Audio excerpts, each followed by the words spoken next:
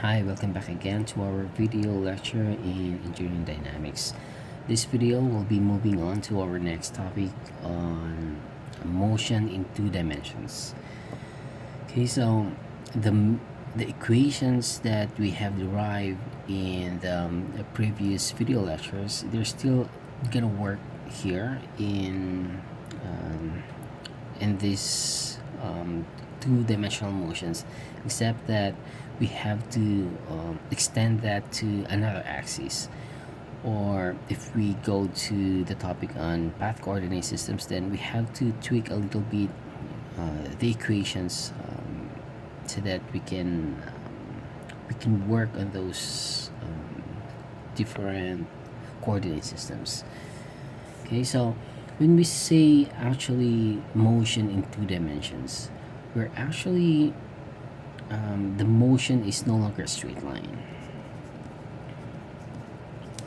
Motion in 2D. So we can say that the motion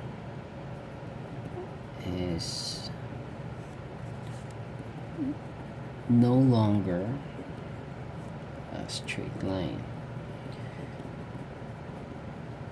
Okay, so for example, we have a curved path, or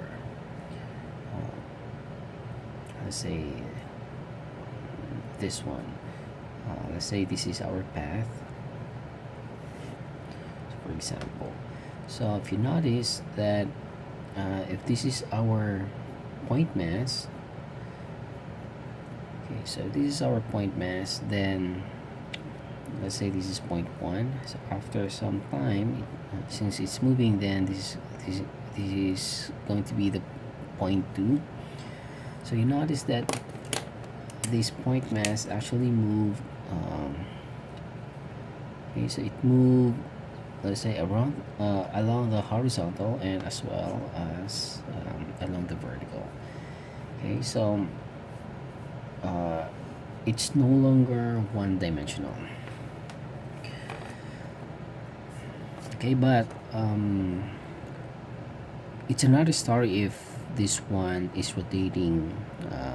Let's say we have to consider the rotation of this one as it moves, then that's another topic. Okay, that's going to be the topic on rigid bodies. But for now, we'll just take, or let's say we'll just consider the motion of this point mass, but without the rotation of this mass itself. Okay, so this one is what we consider motion in two dimensions. Okay, so you can have different kinds of curves, or let's say curves that describe curves that are described by let's say a mathematical expressions whatsoever. Okay, so how do we describe this motion in a curve, say in a curved path or in 2D? Okay, so let's say we have this path. So for example, we have this mass over here, or point mass. So it's traveling and it has some speed, or let's say velocity. So after some time, it's already here. So let's say this is point 1, this is point 2. Okay, so we'll just copy this. Then this is point 1, this is point 2.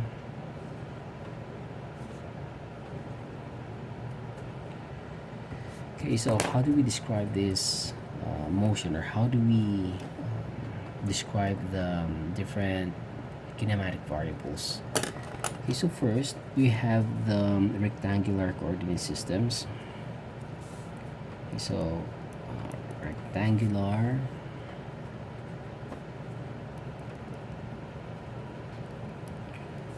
coordinate system. And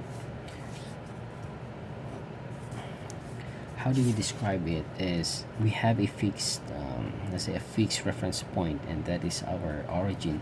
So we describe this, for example,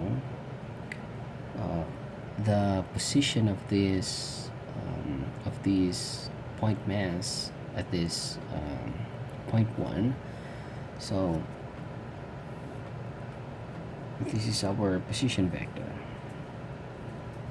Okay, so let's just label it for now as R, say R, something like that. Okay, so that's a vector. Okay, so in this motion in 2 dimensions, we have to use the vector notations.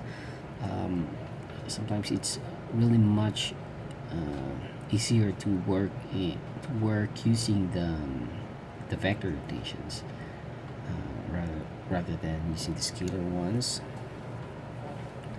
Okay, so this is a vector. So if this is a vector, this is actually a vector that's not that's not how do I say that this vector that's a diagonal vector. Okay, so let's just put it that way. So that's a diagonal vector, and recall that a vector is a vector can be described by its components. So meaning we can something like we can dissect this. I don't know if that's the right word, but anyways, we can represent. Okay, so that's the right term, I guess. We can represent this in terms of this x and y components. So let's say this is our rx, and then this is our ry, right? So if you have this representation, then you can use the Pythagorean theorem to solve the values here. Okay, so this is our position vector, and recall that in our topic of vector value functions, that the derivative of the vector is actually another vector, and that vector now is a vector that's tangent to the path. So this is our velocity vector, and if we take another if we take the derivative of this velocity vector, then we get another vector, and that's acceleration vector. Okay, for now let's just highlight this these two vectors, the position and then the velocity. So the velocity is always tangent to the point. I mean tangent to the path. Okay, so if you notice that this velocity vector is also a diagonal vector, and we can represent that in terms of its components. Okay, so meaning that the components of these vectors are in terms of let's say here in terms of the distance from a reference point, right? So that's x, and then that's here is let's say y. So meaning we use x and y coordinates, so that's the distance from the reference point, to in order to determine the position or the distance that's traveled by let's say your mass. Okay, so that's one way. Another way is by path coordinates. So the path coordinates is actually this one works if you what you know is the path itself. Like for example, the roller coaster, where you know the geometry of the path, so you can describe the motion, the 2D motion in terms of this path. So how do they do that is there's a reference point, of course. So the reference point is actually the center of curvature.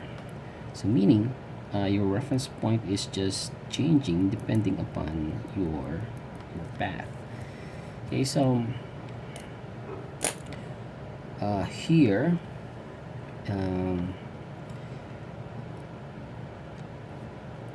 the velocity and then the acceleration is described in terms of the normal and then tangential component.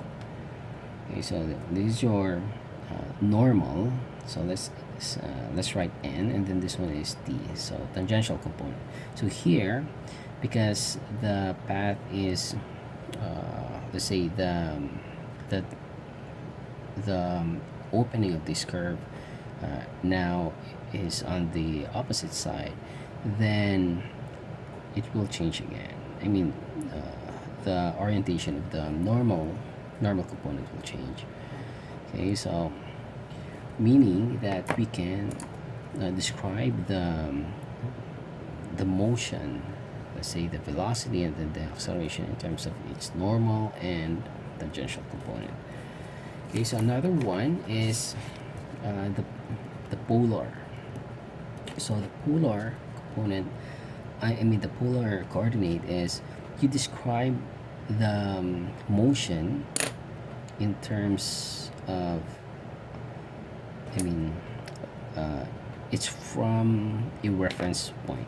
So it's a fixed point, except that if this one is the distance from the origin, I mean the x or the y distance, this one is in terms of the radial component and then the angular component. Okay, so in terms of radial and then in terms of angular.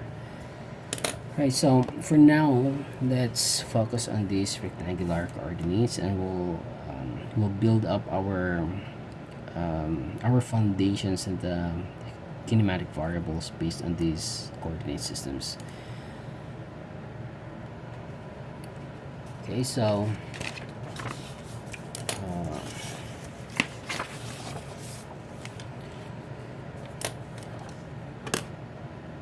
let's describe now in more details. Okay, so this is our, let's say this is our curve path, and this is our point mass, and this is point 1, and then after some time it moved here to point 2. Okay, so if we describe this one in terms of a rectangular coordinate system, then this, let's say this is our reference point or origin. Okay, so from this, the position of mass, of this point mass, at this, let's say time 1, or let's say point 1, then that's gonna be, this is going to be our position vector. Okay, and then after some time, the position will be here. Okay, so this is r, let's say r sub 2. Okay, and displacement would be simply the vector from this point 1 to point 2. Okay, so let's say delta r.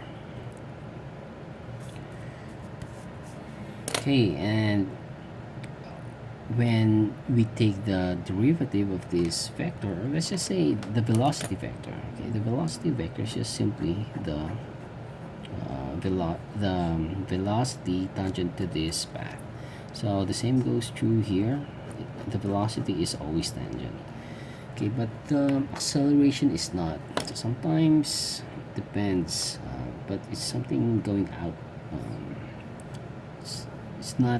It's not tangent to the path. Okay, so I'm just writing this in random, the direction of the acceleration. But the point here is it's only the velocity that is tangent to the path. We can write that down. Velocity vector, let's say, is tangent to the path.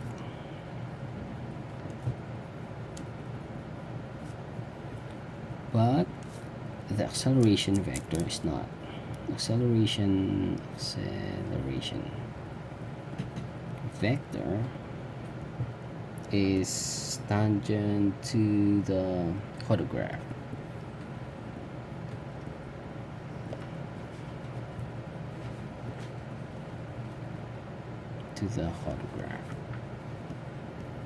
Okay, so now what is a photograph? Okay, so for example, this is your curve, and then this is your point mass. So let's say at each point, let's say point 1, point 2, point 3, then you have your velocity vector. Right? So this one. So velocity vector is always tangent. Okay, so if we take this velocity vector, let's say we'll we'll combine all the tails of this vector. So we have this, and then we have this, then we have this. Okay, so this one is actually tracing. Let's say it also tracing, and it also traces another curve. If we let's say if there's going to be some more points here, then it's going to trace another curve. So um, if we take this derivative here of this velocity vector, then what we get is a velocity, a vector that is tangent to something. So but this something is what we call as hodograph. Okay, so that's it. Okay, so what else? Now we can now write the kinematic variables. Okay, so we'll use the vector notation. So we have this for now, the position, and then we have the displacement, and what else? Velocity, and then acceleration. Velocity and acceleration.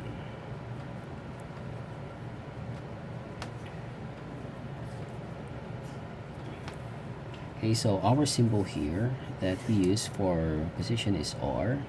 So take note, this is just a symbol. So if other let's say text uses different symbols, then that's fine.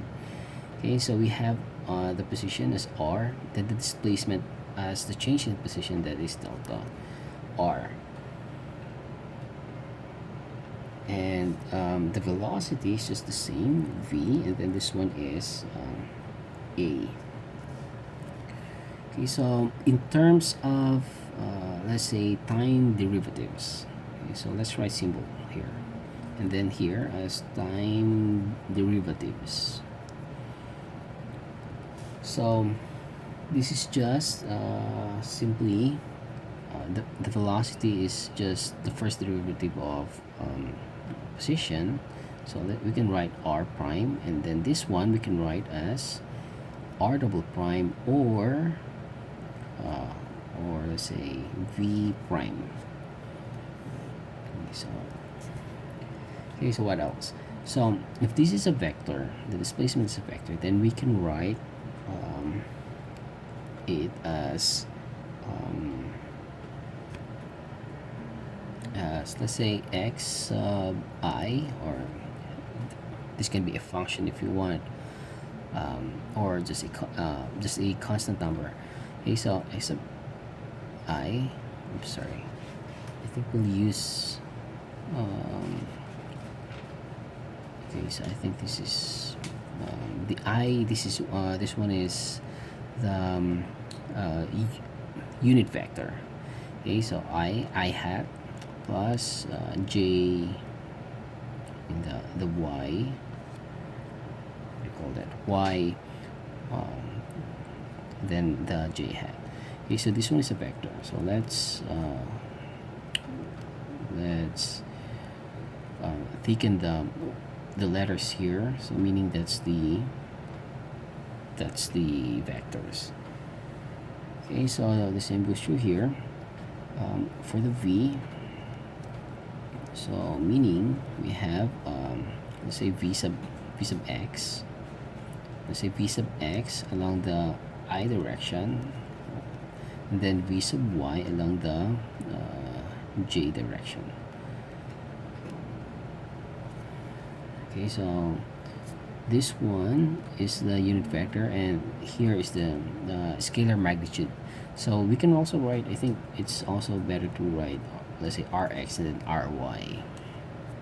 Okay, so this one vx and then vy. So here we can also write it as a sub x I plus a sub y j. Okay, so it just means that the vector is a we call it as a diagonal vector, but the point here is if this is our vector notation, then the magnitude, the scalar magnitude is just simply r. Okay, so this r is different from this r because this one is the scalar magnitude, so it's just r sub x squared plus r sub y squared square root. Okay, so this one is taken from, like for example, this is your vector r. So how do we get this this magnitude here? Okay, so the length of the line, that's simply the r. So the r, this is it. Okay, so the same goes true here. If we want to find the magnitude of the velocity, then it's just simply the magnitude at x. Let's say v sub x squared plus v sub y squared. So here, a sub x squared plus a sub y squared. Okay, so if you notice that if we compare this one to the 1D motion, so let's write for now displacement, then velocity, and lastly is the acceleration.